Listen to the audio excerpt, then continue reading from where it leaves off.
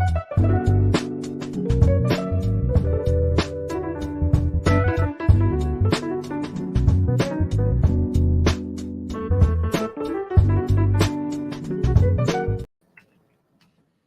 Al McFarlane. Welcome to The Conversation with Al McFarlane. Today is Friday, September 2nd, 2022. Glad to be here and glad to have you along. Today we call it the Healing Circle. Hopefully we join momentarily by our co-host and friend, Dr. Bravada, Garrett-Akinsanya. She is the principal at Brakins Consulting and Psychological Services, the leader of the African American Child Wellness Institute. And she has inspired and helped convene this regular Friday conversation around health and wellness, around our health, our mental health, our whole body health, around the health of our spirit in a way that reflects the sanctity, the dignity, the historicity of our personhood, our peoplehood, of our culture. And we want you to be involved in that conversation as well. Hello to Michelle Madison, my friend. Hello to David Rabb. In fact, Vosh, send a link to my friend, Colonel David Rabb. I'd love to have him be in the conversation today. I haven't talked to him in a good while. And so if you are part of this community and are interested in talking, sharing, we'd love to have you come on. We'll send you a link, have you join the conversation. What does mental health look like to you? What does whole body health look like to you? What is health in the context of our culture, in the context of our history? I have been reading and studying, listening a lot to what I call luminaries, and that's Dr. Karen Hunter, who teaches journalism and communication at Hunter University in New York, and who is a serious radio personality, and her colleague and friend and companion, Dr. Greg Carr. Greg Carr is the head of Africana Studies at the Howard University in Washington, D.C. Together, and in a sense, as a response to the pandemic, the fact that the pandemic shut down everything in the country, altered all of our lives and how we do business, how we are with each other. As academicians, they had the experience of the university, the classroom, the institution being shut down. And the question is, what do you do? Learning has to continue. Growth has to continue. And what they discovered is the ability to create a relationship with each other and with the community of learners, people traveling, seeking knowledge, in fields that they themselves are expert in. And they created this project called Narrative. And narrative is just wonderfully unique because it's the word narrative, Narrative, but with a K. And you say, well, that's interesting, narrative with a K. And they remind you, just like the word knowledge with a K. Why would knowledge be spelled with a K? So it makes all the sense in the world. And then they launched out of the narrative idea, narrative being a new social media community. They launched that with a program that they branded and called In Class with Carr. In Class with Carr allowed Dr. Greg Carr to give a lecture on all things Africana. And they were purposeful, intentional, organized, and listed their programs one by one. So each new show was show number 2, number 3, number 4. Right now, they're on, I think, show 120, 126, and they've been creating this trail, a pathway from where they started to where they are, and that leads them towards a future that I believe is innovative, particularly in the area of learning and learning from an Afrocentric or African way of seeing and knowing and being.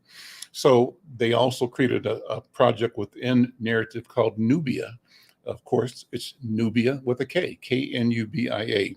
We all know and call ourselves affiliated with the idea of Nubia, ancient Africa, ancient Kemet, Nubia, the geography of northeastern Africa that we hold as the cradle of humanity. But it's mysterious to many of us, and it shouldn't be. It's something we've heard, but we haven't studied, but we feel, but we don't know.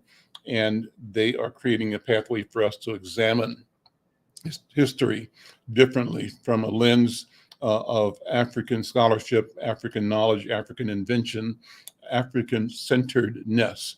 You've wondered, I'm sure, why the Middle East is called the Middle East, why Egypt is always viewed or called or referred to as Middle East as if it's not in Africa. And that's not an accident. It's an intentional misconfiguration of the truth. And the idea is that it's a kind of an acknowledgement of Egypt's role in the development of civilization. And if it is acknowledged to be one of the birthplaces of civilization, can it be Black? Of course, the Europeans say it cannot be, that civilization cannot have come out of Black people. So we call Egypt part of the Middle East, and therefore that explains. And then we come up with another myth that maybe they arose out of the ocean and from a place called Atlantis, et cetera, et cetera, et cetera. You've heard about. Anyway, so the narrative and Nubia practices, systems allow us to be African and to be fearless in our examination of the world, of history, and in our planning for futures that make sense. So I could go on and on. I will go on and on talking because I want to invite you to check them out. Check out narrative.com.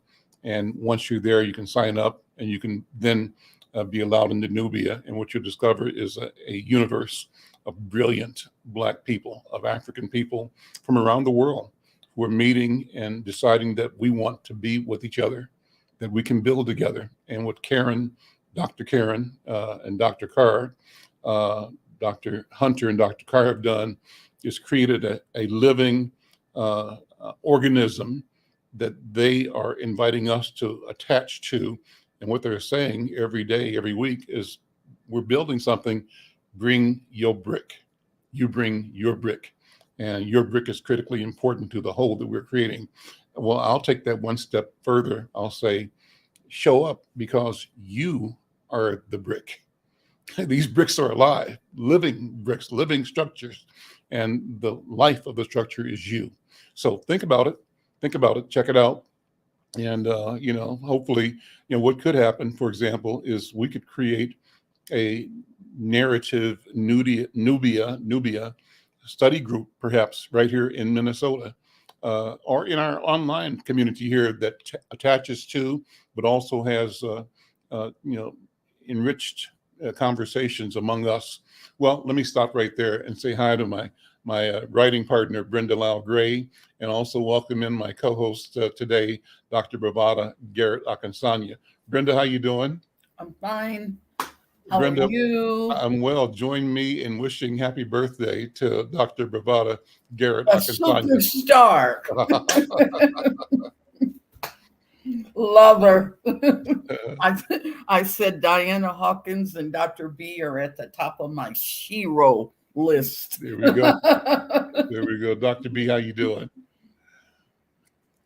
I'm doing very well. I was happy to say I've made it. There we go. Top of my list. My soul looks back and wonders. How I got over. That's right. Well, that's wonderful. Let's start the program with you, Dr. B, sort of setting out, the intent of this conversation and of our decision to be with each other today. Okay, thank you so much. It is great to see you all and our valued participants who join us every week and follow our work. We always start this talking about our elders. And when you have a birthday, at least when I do, I always use that time to take stock of the blessings I've had and the things I've overcome through the year. And I have to say that among my top blessings is the relationship, of course, Mr. McFarlane, I have with you and Sister Brenda as we meet on Fridays to try to bring healing, not just to our community, but to ourselves, to actively engage in the intentional process of healing ourselves and each other. And because we have that African icon saying, I am because we are, and we are because I am, we understand our interconnectedness and our interdependence upon each other, African people in the diaspora. And so this time we get to celebrate it on Fridays, our connection, our powers, our strengths. We get to share our resilience, and we do that in a circle. And although it's a virtual circle, we're in this round space so that we have that concept of being in circle, because that creates equal access for everyone in the circle to have voice in the center, which is the center of power of a circle. There's not a hierarchical, but a circular sharing of power in our culture, in our community, and in our African ways. Then in that space, we have praise, respect, and honor given to our elders. And today, like I said, with this birthday, I feel like I'm on the side of the elders. So no matter how elder you get, there's always another elderist, someone older than you who can claim fame over you. But the whole point is that in this circle, we honor our elders because our elders are closest to our ancestors. And we honor our ancestors, the shoulders that we stand on, because they're closest to the Creator. And so through that process of honoring and giving voice to our value in the community and our process of healing, we honor that piece of us. And we also understand it in our culture that it's orderly, that we do things in divine and cultural order, where we are appointed as what I say, spiritual appointments or divine appointments. And we are orderly. And in that conversations that we have a virtual talking stick. In our meetings, we use that stick to pass the power of voice around the room. So as we do that today, we will be using our virtual talking stick. And one of the biggest things I think that we can give to each other in this process of honoring order is the knowledge that we have healed and that we are on a growth pattern toward healing, despite what happens to us, what has happened to us in the past, in spite of what people try to do to us now. We are on a path of healing, and we are inherently well.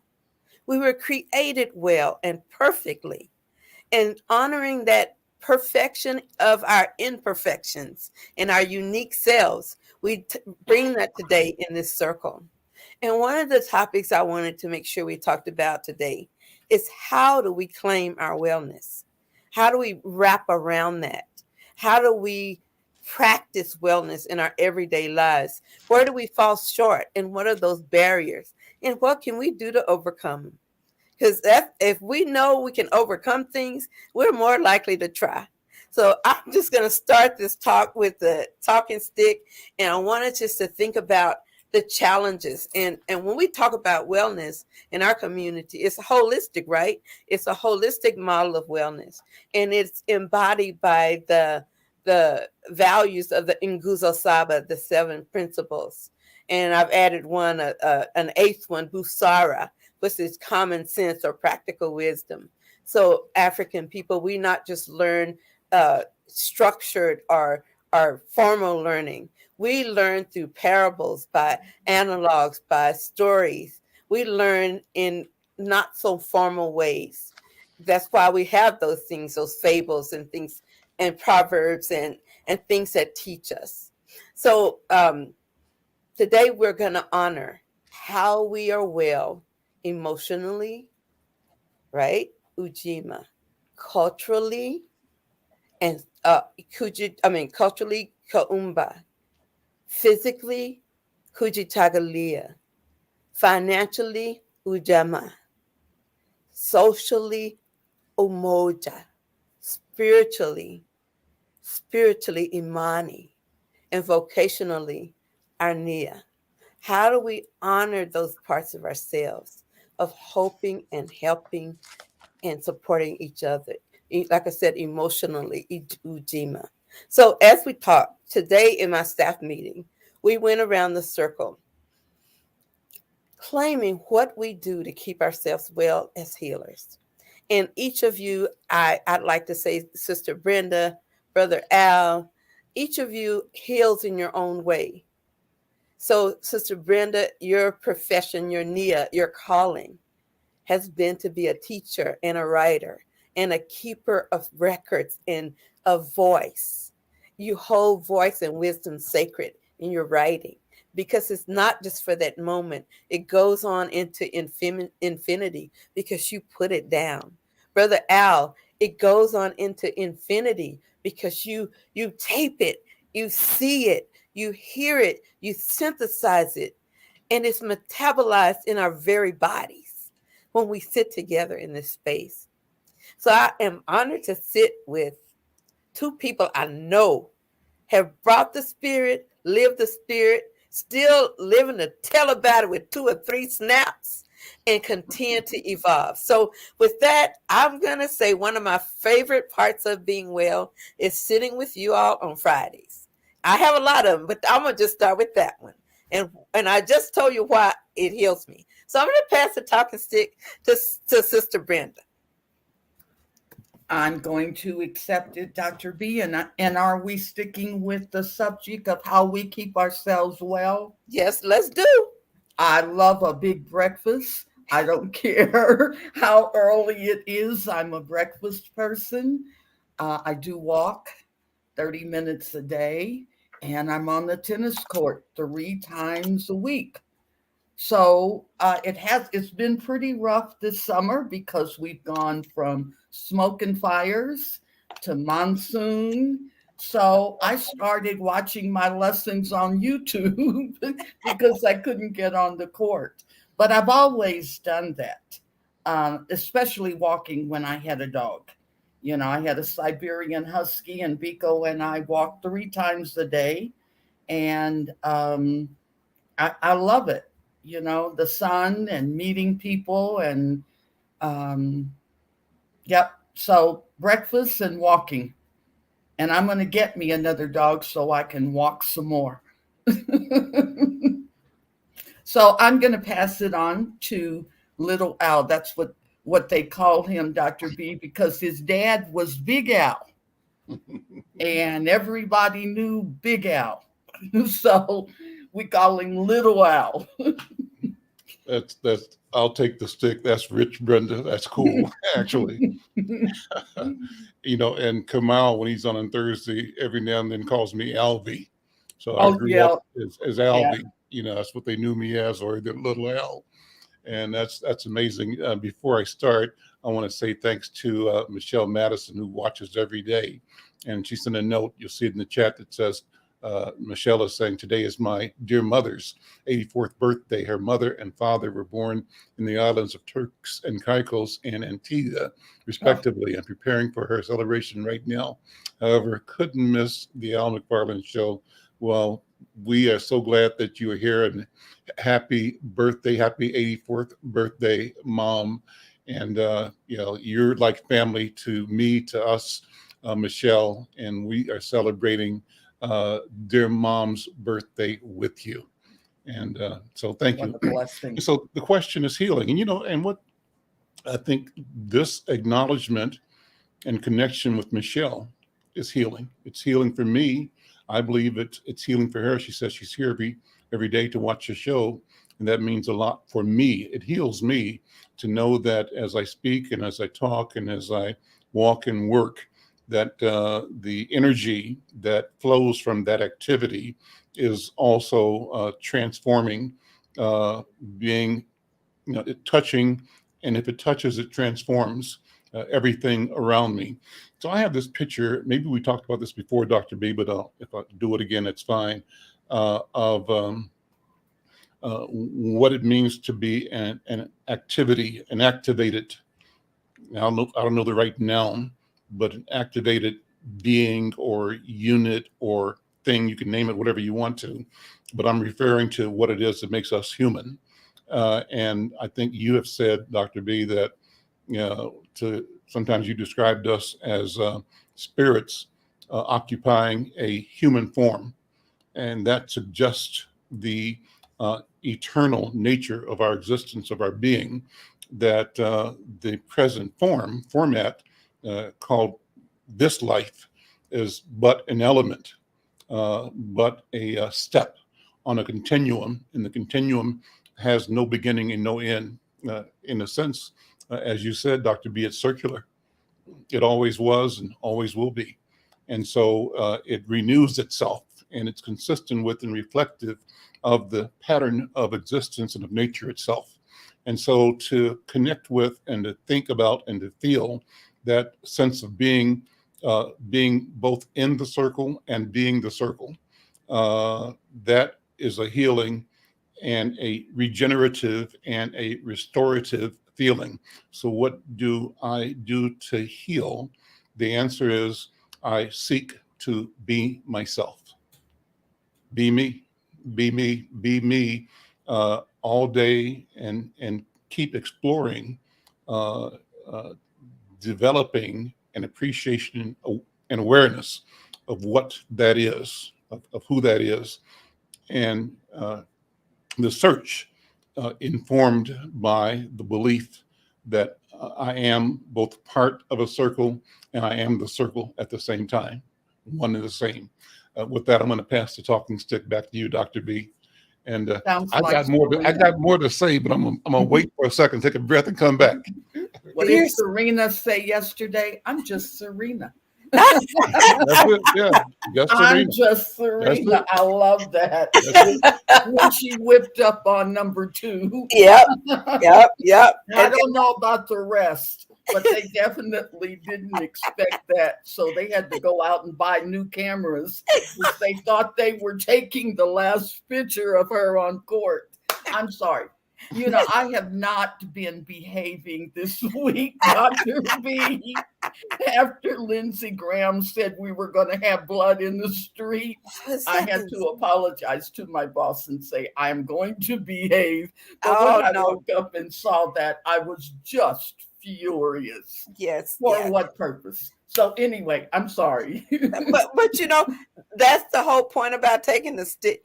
When you get the stick, the spirit is moving you. Yeah. And the stick told you need to say something about that right now, because you know because it affects our lives. Yeah, and it does affect our wellness. When we already have a group of traumatized people, policing traumatized people, and then we have people who are traumatized people legislating for other people they're traumatizing. So it's a big mess. And it is very scary. It's frightening when you see people wielding power who have those kind of attitudes. That's very frightening for everyone, and it creates a whole environment of unsafety unless we know how to deal with it. And that's where our other part of healing comes from. Another way I see healing for myself, Sister Brenda and Brother Al, is that I try to be bold and courageous and brave and speak the unspoken in spaces where I know it needs to be said. Wow. And sometimes I leave a space and I say, woo, I shouldn't have said that. But I never leave a space saying, I wish I had said. Because we either do one or the other ones. We say, I wish I had said, or I should have said, or I shouldn't have said it. I'm more leaning toward what you do, Sister Brenda. That said, ooh, I'm behaving badly. It just went on out. I had to say it. I know. I know. But I'm trying to balance that, you know, and in any space, sometimes you need to be quiet. And in any space, sometimes you got to speak. So with that, I'm passing the stick back to you so you can tell us some more about that impact on your wellness that Lindsey Graham had in making you mad, messing with your nerves, getting on your last nerve. You know, I told Al, Dr. B, I think this racism that has surfaced because of Trump is sort of far worse than what we went through in the 60s. Yeah. You know, they were lynching, but I mean, you're talking a big spectrum of people that cannot explain how they can condone a man that's a crook. You know, I said yesterday, he just needs to be in jail. Yeah. But they did give the one guy brandishing the flag 10 years. Yeah. And I went, bravo. Mm-hmm. I don't know what's going to happen, but he definitely deserves that. But I still don't think it's getting people's attention. Mm-hmm. And I mentioned yesterday, Dr. B, that Barack Obama was on the news a couple nights ago, and he's just furious because of the blacks who are being used to try to move their agenda. And people like Tim Scott and they're falling right into it. How do we fight that if our own people are condoning what they're doing? Mm-hmm. So, yeah, it's been one of those, how ridiculous is this? And what about our children? Mm-hmm. Mm-hmm. In New Mexico, only 38% are proficient in reading and writing, and 13% proficient in math. And the kids who were already behind are like 3.5 years behind. How do they catch up if their parents are out here working 3 jobs? Mm-hmm. But as ugly as it is, there is faith, there is prayer, and we can say, God, help our children. Mm-hmm. Mm-hmm. So I'm going to give it back to Little Al. Well, thank you. I take that, Brenda. The thought popped up when you mentioned Tim Scott. Is it Tim Scott? Yeah. Isn't that his name? I think it is Yeah. Tim Scott. Yeah. All they I say, can see him. all skin folk ain't kin folk, right? That's right. That's That's true. right. That's one of the That's things true. that one of the sayings, the proverbs in our community that allows us to explain or understand, or at least be aware of, things that deviate from what is the accepted common good. That even though he is inhabiting both the space and the shell, the form, that he's not what he appears to be, Mm-hmm. And so we know that that is true. We're not all uniform. We all think differently. And some people, though, are outliers. Mm-hmm. And also by their own choice, by their decision, and by their disdain for having been offered this channel. They are so upset with having been appointed black skin that they operate anti-black because they are so distasteful in their own minds. They are not. And so they want to prove to the world and to themselves they are different, and their difference compels them to be more British than the British, as they say, or more French than the French, more white than white people. I think that applies. Dr. B, as you were speaking earlier, explaining the protocol, I was saying, you mentioned the Nguzo Saba, and I said, let me send a note, or when she finishes that, if the talk comes to me, I said, this is great. Let me ask her to go ahead and recite what the elements of Nguzo Saba are. And as I was thinking it, you just went straight into it. And so I Roll said, straight through them all. that's how it works. I mean, I actually had formed the thought in my mind to ask you to list out, to say once again the 7 principles of the Nguzo Saba, and then you went straight into it. So that's why this is so cool. Just like that, without having to verbally say it, the communication was there and the response was there. So for that, I thank you. I was thinking also about the whole question of protocol. One of the reasons I love what we do is to institutionalize how we approach each other, to create a framework, a process that, as you say, reminds us that this is circular and that there's nobody more important than anybody, that we all are important, that individually and collectively, we are important to each other, and our importance is a equalizing and in this sense, a harmonizing power. And so I love that you also generally talk about whose land we're on, and you talk about paying respect to the elders because they're close to the ancestors, and you talk about the ancestors because they're close to the Creator. and how that, in a sense, creates continuity to the space and the time and the moment that we're in at any given time. That's a wonderful thing. I remember whenever you do that, sitting in Accra or in Kumasi or in Cape Coast and in meetings, public meetings, where maybe 10, 12 people in a meeting, a business meeting or a cultural or social meeting or a social event where they call people together to talk. They always started with what you just did, Mhm. a demonstration or the practice of the protocol for engagement. And like in the Ghanaian meetings, I just remember now, I'm thinking back, they would start off by saying Nananon, which is chiefs, and electeds, and other people. They sort of named the category strata of people in the room. Mhm. And they would also speak to the ancestors for their presence and their allowing, and speak to the importance of the moment, and speak in a way that says, guide my words and my thoughts so that this is truth and clear.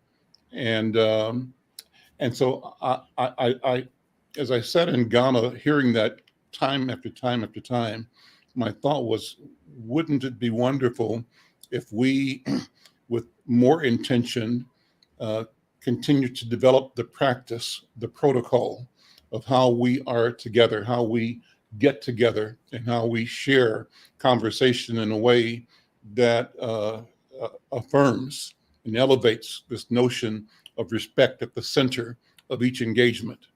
And then I thought about when we used to do our shows at Lucille's Kitchen on a regular basis, I had elders from the Somali community come, and each time they spoke, they would begin by a phrase that started, Bismillah, Alhamdulillah, praise to Allah, and acknowledging the presence of Allah, and committing, testifying that their intent was to say things in ways that reflected that God was the witness and they're speaking truth, that kind of thing. So I said, that's a wonderful thing.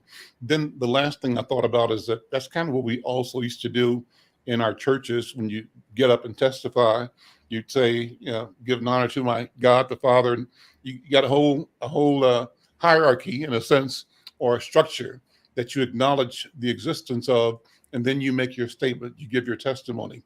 And so this is not new to us. We have been doing it. We did it through slavery and through our church.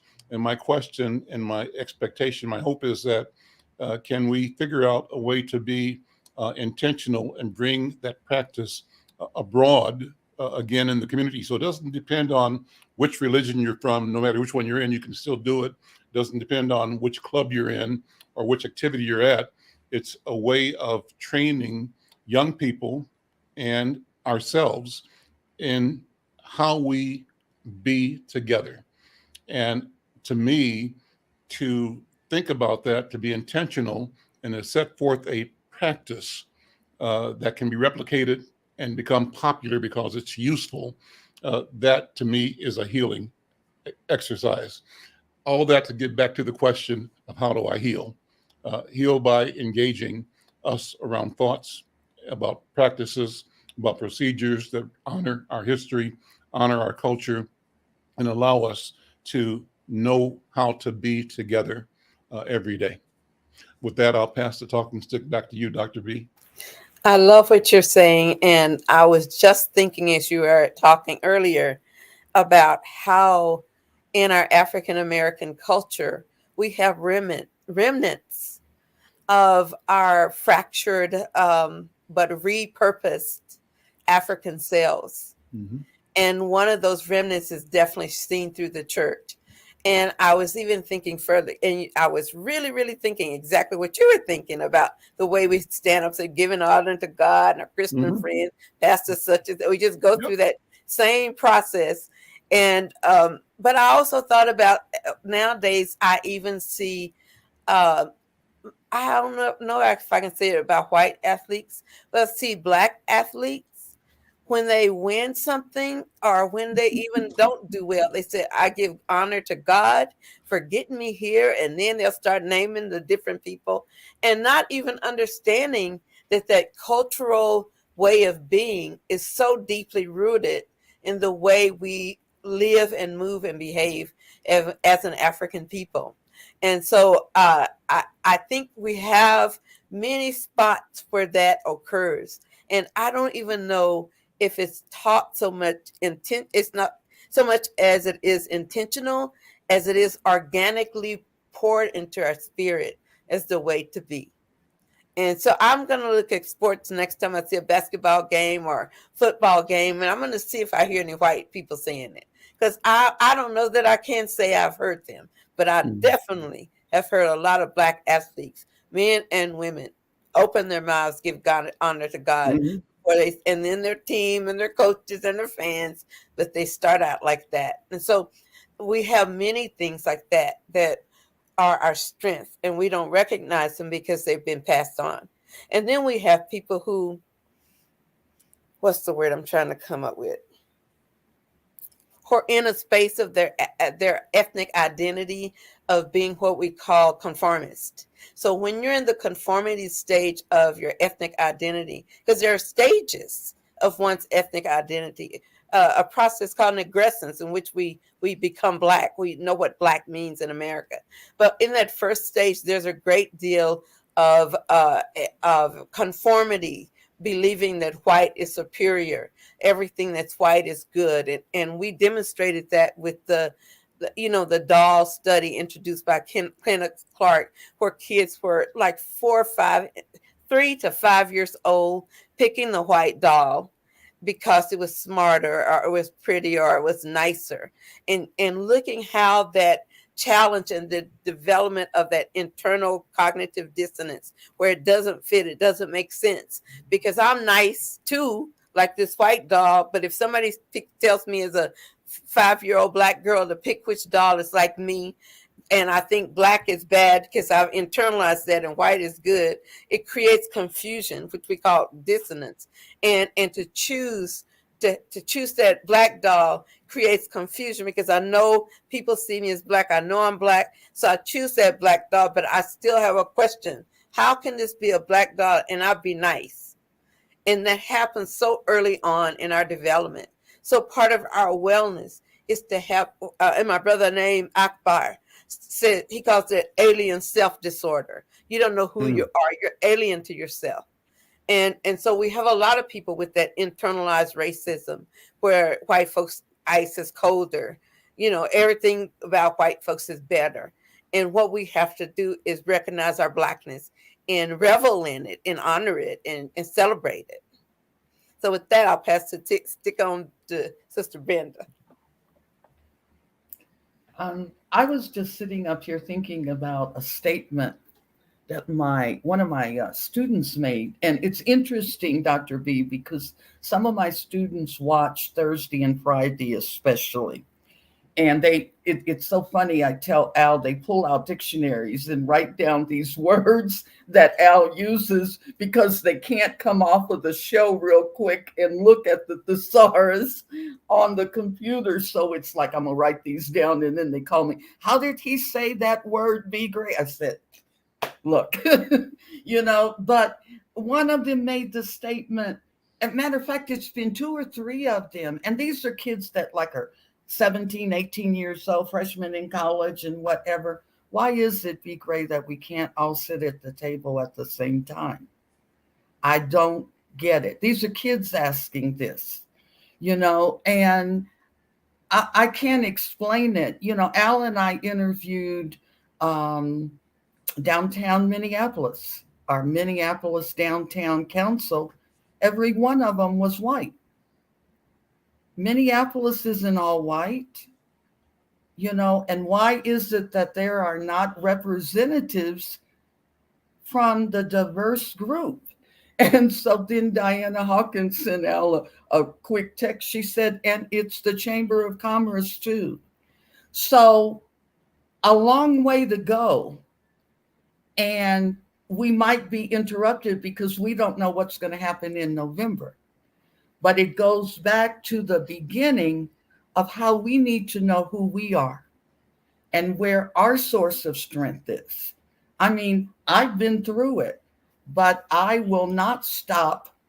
One of my dear friends sent me this article about ask, seek, and knock. And it should be a practice. And when she said that, I looked up the article and read even more and appreciated it. And she and her wonderful son did a challenge, and he's 33 years old, but it's like, I'm going to ask for this and I'm going to keep on asking. I'm going to seek out what I feel is best for me and for my family, and I'm going to knock, and eventually the door will open. So, that passage of Matthew has been very popular for many, many decades. But we're at a juncture right now. I hear Yusef saying this all the time. And my young mentor, Sean Lewis, he's pretty tough when it comes to Minnesota politics. But I don't know. We just can't give up. And we need to be mentoring more because our children are behind. And we need to understand how important that is to try to get them caught up and have that zest for learning that we had. Because we were tough. Our parents told her we were tough. Our ministers, community leaders. Dr. B, we had a community leader, Alvin Brooks. I can't even begin to say how many children that man touched, how many times he was at the schools when a kid got in trouble. And, we've got to pull that back because we just don't know what's ahead for us. And we're fighting to keep the millennium generation and what A.J. Flowers Jr. always says when he's interviewed by Al, you think we're tough? Wait till you see the generation that's coming up behind us. Because these kids are TikTok and they're reading and they are saying, no, you're not going to take us out. No, it's not going to happen that way. So faith, pulling those spirits.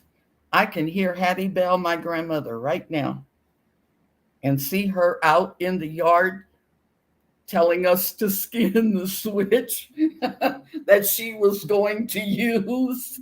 I mean, that's what we grew up with, but we respected. And, we knew who God was. We didn't understand it because we couldn't see him, but and then people started calling it her and whatever. But whatever it is, I always know when he's around. So anyway, I'm going to give it back to Dr. B. Thank you so much. I was just thinking as you were talking about that construct of creativity that keeps our spirits in our community alive. Oh. And a moment ago when you were talking, you were talking about that ask. I had to write it down because this morning when my staff and I were talking about our wellness, I had to bring up the idea that I have had to learn how to ask for help. Mm-hmm.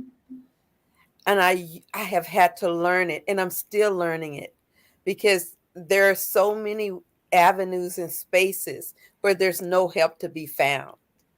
And I've had to learn that it's okay for people to tell me no, because if they need to say no in order to care for themselves or it's beyond their boundaries, I want to be safe enough to ask, and I want to be safe enough to them to say no. I used to not be able to understand that until I started learning. I need to say no too, And so now that I've learned at this age, I'm okay with asking. all they can do is say no to it. And it's okay if they don't, because I believe in divine order. What will happen, and the help I need will come, and the learning I need will come. As they say, when the student is ready, the teacher appears. And it's true. So I found all of this to be true, and that divine appointment just keeps rolling in my head as the ability to accept life as it is and be life as it is. Wow. Accept it as it presents and be it as it presents. So with that, I'm passing it on to Brother Al, because I know he's got something to say. Let me pull out my dictionary. The dictionary. This is simple talk. No, we need an encyclopedia. That's what we really. I know. That's what we say about you, Seth. The St. Paul Encyclopedia. What you both pull up in my mental Rolodex here was the phrase that I hear in the voice of former state representative and former neighbor of mine. You knew him, Randy Statton, Reverend Randolph Statton, and he was a regular on the earliest iterations of this program when this was the called the Insight KMOJ Public Policy Forum at Lucille's Kitchen. Lucille's Kitchen, a neighborhood restaurant. I called it affectionately a greasy spoon because it was a classic place for cafeteria restaurant in the heart of our community on Plymouth Avenue. The Randy Statton, and I can't remember why he said it, but when he said it, it stuck with me, sticks with me now. And when I say it, I'm hearing his voice. The message is, you have not because you ask not. You have not because you ask not. Yep. And that goes to what you are saying, Brenda. Ask and you'll receive it, right? Knock and the door will be opened to you. Seek and you will find. And so all of these are things that we do, can do, must do. And to remember not to be fixated on what we don't have. Remember that you have not because you ask not. There is a solution to everything that you bemoan, to every problem that you decry, every deficit that you experience. You have not because you ask not. And so we, Dr. B, discover the power and the sureness of asking. And asking the worst it can give you is a no. But Trent Bowman said, Brenda, a no is only a shortcut to yes. No's are yeses in development. Tell your story. Right. And so I think the key for me in this conversation is simply to continue to remind myself to keep asking. And Brenda, that's one of the things I love about my brother Micah. Micah is the founder of the Rebel Spirits Inc., creating a brand new category in the agave spirits industry, creating a business that is a multi-million-dollar operation that can emerge in a way that is unprecedented. Time will tell, but he's on a track and on a path to do something marvelous. And what I watch and see and love so much in him is that he asks and he asks and he asks and he asks again. And he's got a system and a process. So what's the lesson? Let's teach each other and teach ourselves how to pursue the goal, the vision, the aim, the intent by raising the question. You have not because you ask not. So let us ask, and it'll be given unto us. Let us knock, the door will open, and let us look, seek. We're going to find it. Be a seeker, be a knocker, be an asker. That's the message that I have right now. Dr. B, I'm going to pass it back to you. I'm getting chills up in here because I love that idea of translating that into real life. Mm-hmm. I see and as a clinician, I actually could encapsulate all the work we do into those 3 words. We teach people to ask themselves questions and others. We teach people to seek good in themselves and in others. We teach people to be assertive and knock, knock, and don't give up. And sometimes that knocking is internally. When I say get up and go to the gym, get up and go downstairs and get on the sauna, on the exercise bike, get up and go for that walk down the street, or get up away from that table and leave that extra piece of pie over there. It's going to be some kind of knocking, some kind of asking, and some kind of seeking. And the empowerment that comes from those 3 acts. I was very grateful to my friend for introducing me to that. Yeah. And I read that it's Ray Showing or whatever. He has a ministry based around it. And when she told me about it, and then she said, Cliff, her son, who is my writing partner, he's 33 years old, and we write children's books together. But she was also one of my daughter's first tennis coaches. And so, she's known my youngest daughter since Gianni was 12 years old. So, I've always just loved her dearly because she's touched so many young people. But, Dr. B, one of the things that I thought about this morning was this myth about how strong Black women are supposed to be. And I keep telling young people, excuse me, you're human and you hurt, and there's no shame in that. But just like Al said, there is help. It takes seeking and it takes knocking.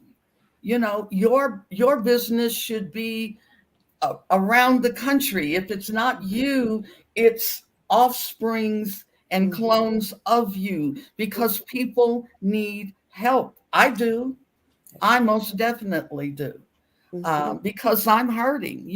I have no extended family. I have no siblings. And the racism that is down here, I was living around Proud Boys who would spit at my feet every time I came to the side of, that complex. And so I'm saying, God, this is getting a little bit ridiculous, because I'm going to shoot one of them with my water gun.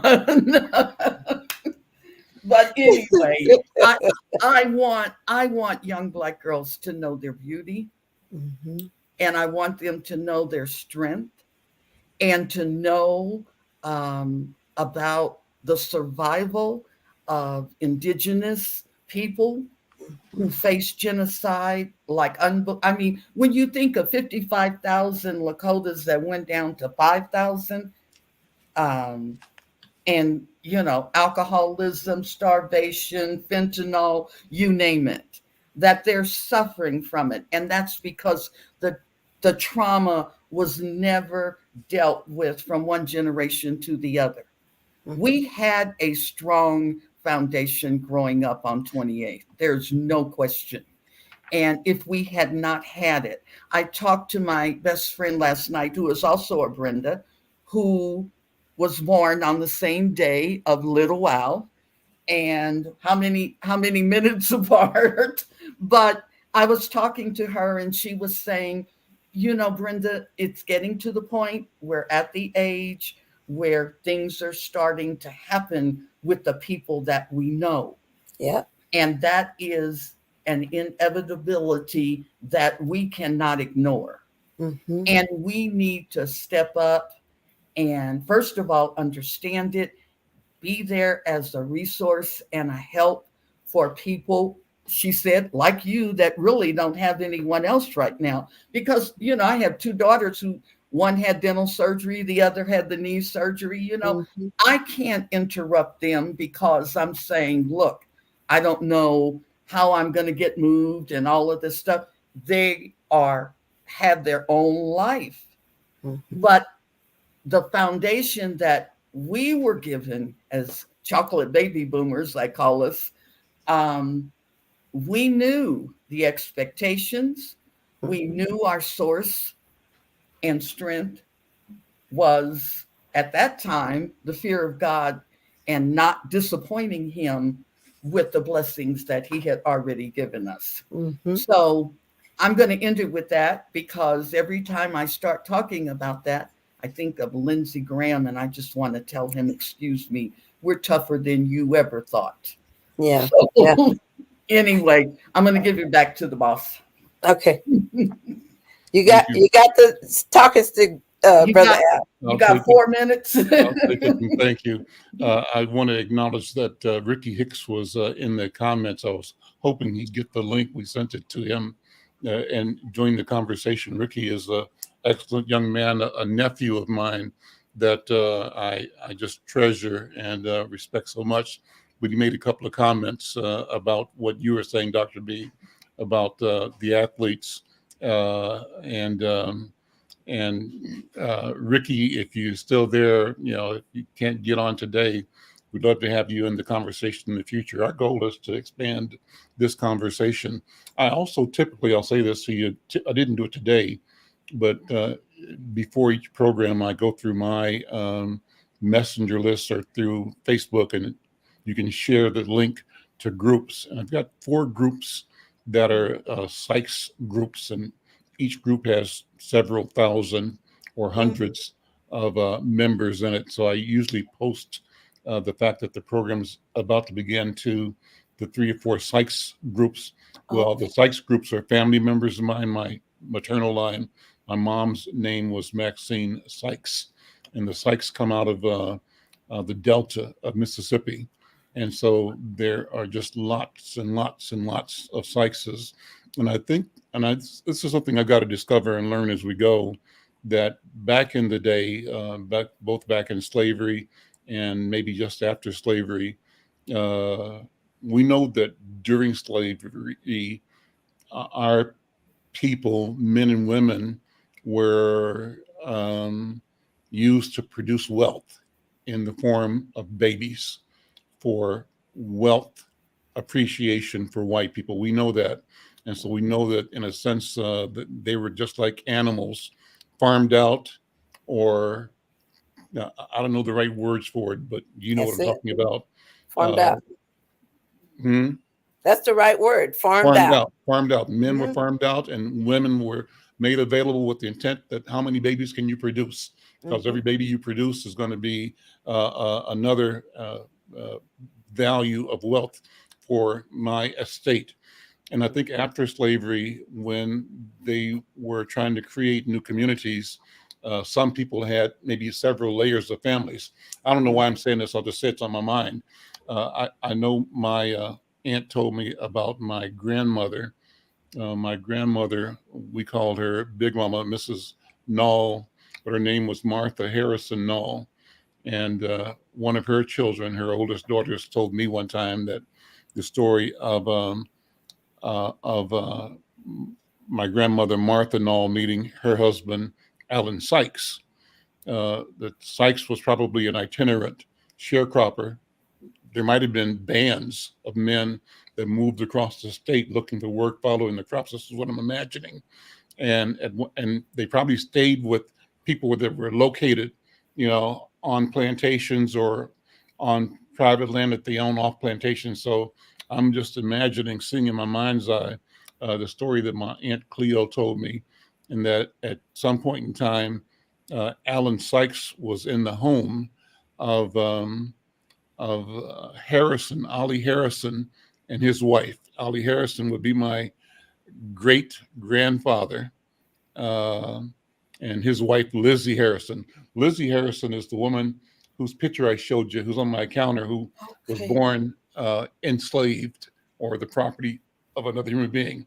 So the story I'm saying is that Alan Sykes came to their place in probably Sunflower and saw my grandmother, Martha, who might have been 12 or 11 at the time, and told the Harrisons, that girl over there, save her for me. I want that one. and somehow at some time later came back and quote unquote got her and married her. And that's how we became connected to the Sykes family. So lots of Sykes, but my thinking is that the Sykes was probably 20 years older than my grandmother, Martha. And Sykes probably had another family and might have had two more families. If he was, 40 or something when she was 15, he might have had a family when he was 20, might have had one when he was 30. That could be different because he was in a life pattern that moved men from place to place, plantation to plantation, town to town, following work. So anyway, I'm curious. So I send these links out to everybody, particularly to all the Sykeses. I hope that some Sykeses are picking up this conversation. I'd like to learn more about that story. And and I'll send this one after it's done out to them again, inviting them to join the show because I want to have family conversations with the Sykes clan. So with that, I'm going to pass it back to Dr. B and then back to Brenda. Then we'll close the show. But thank you for the time to remember. Yeah, I'm really happy too that we're talking about where we came from. And I'm very, very happy about the idea that we are currently in a state of wellness and that our job is to maintain it and to grow it in ourselves and model and teach it to our families and our communities. And so as we look at ourselves as models and teachers of wellness, we also understand that that right was given to us not by man, but by God himself. And that divine right to wellness is one that we can claim every day because every breath we take is one way of saying start over. One breath away, I was. Before, 1 minute before that breath, I was. This new breath, I am. That's how quickly change actually takes place from a then to a now. It may feel gradual, but there's a moment when I used to smoke, a moment when I used to drink, a moment when I used to cuss, a moment when I used to not listen. It was a moment, and now I can be something different. So with that, Sister Brenda, did you have any closing words? No, I don't think so. I think it's been a very powerful program. I do want a special prayer to go out to the UN delegation that is in Ukraine right now. It is a very dangerous assignment. They don't know if there was any damage as far as the nuclear contraption. I can't think of what it is. Yeah, but I saw one of them today. They're pretty afraid. They just don't know what's going to happen. But it was their job to make for sure that there would not be a catastrophe. So we need to think about them and hold them in our prayers. And Serena. And Serena. And as we do each other in this wonderful circle of healing, where we love each other and heal together. Right. Thank you so much. And thank you all. I'm Al McFarlane. This is The Conversation. We'll see you next time. Take care.